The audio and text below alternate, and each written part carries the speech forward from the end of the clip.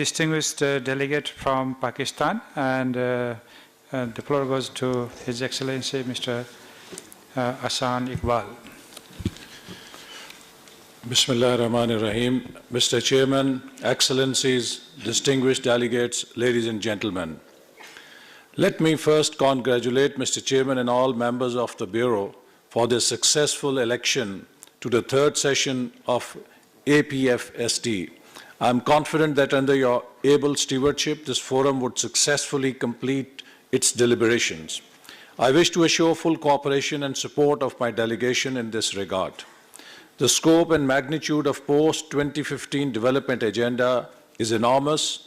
Implementation of this ambitious framework would require unwavering political will at the global, regional, and national levels.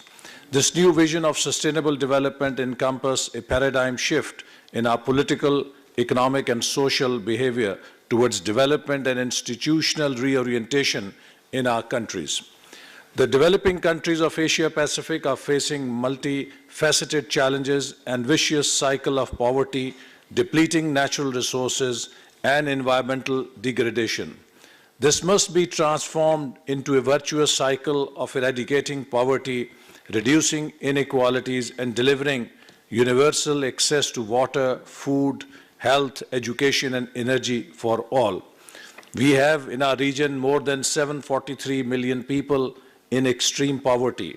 Climate change is posing a serious challenge with more than 500,000 lives lost in the last 10 years and also a economic damage of over $543 billion and more than 1 billion people suffering due to climate change.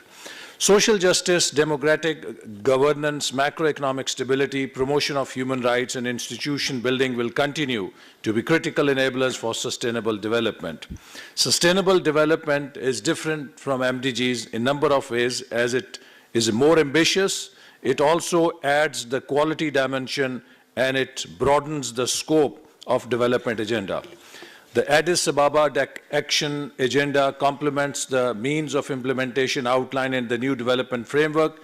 It guides us to rediscover areas less explored, such as public-private partnerships, investing in science and technology and innovation, and increasing connectivity and trade as drivers of sustainable development. Recognizing the primary role of national governments in follow-up and review of implementation, APFSD can take a significant place to underpin our collective efforts. However, our joint endeavors should be complementary to the global debate.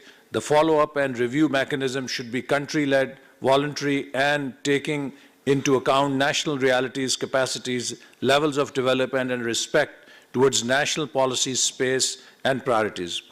Mr. Chairman, Pakistan pays high importance to its commitments on sustainable development goals, and government conducted post-MDGs consultations with all stakeholders for coordinating and strengthening efforts at federal and provincial levels to achieve sustainable development and poverty reduction targets. The consultation process indicated the need for national level categorization of SDGs, improved data collection, and enforcement of monitoring mechanisms. Pakistan is perhaps the first country to formalize broad political support for the SDGs through adoption of a unanimous resolution in National Assembly of Pakistan on 19 February 2016 by declaring SDGs as Pakistan's own development goals. We believe that SDGs agenda of development is not an international agenda. It is our own agenda. It reflects our ambition and desire to give our people better quality of life. Therefore, we must take full ownership of SDGs with complete devotion and passion. Pakistan has accorded the highest priority to goals which will enable Pakistan to join the League of Upper Income Countries by 2030. These include zero poverty and hunger, universal access to health services, education, modern energy services, clean water, and sanitation. The Ministry of Planning, Development and Reform has been tasked to prepare a comprehensive national action plan for policy formulation and implementation of national SDGs. The present government's Vision 2025 provides a comprehensive national long-term strategy for achieving inclusive growth and sustainable development.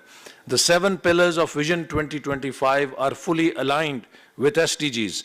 The Vision 2025 will strengthen the data collection process and to increase the coverage of household data at district level.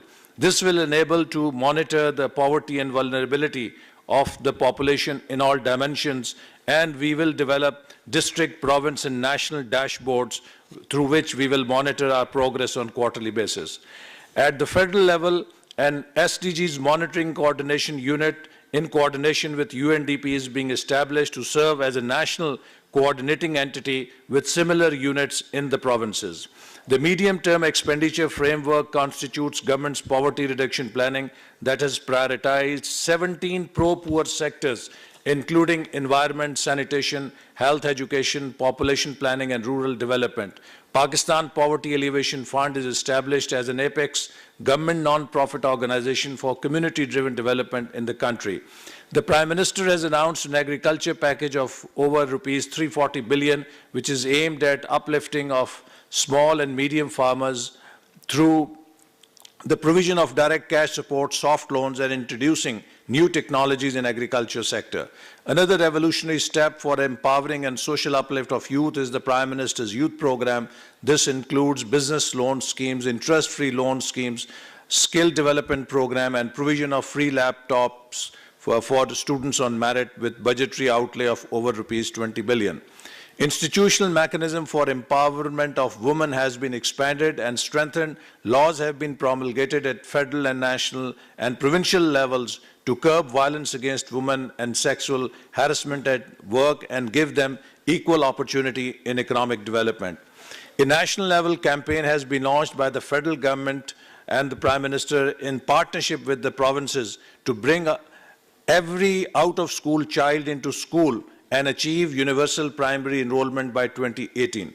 Although integrated implementation approaches should respond to national realities. Excellency, could you conclude?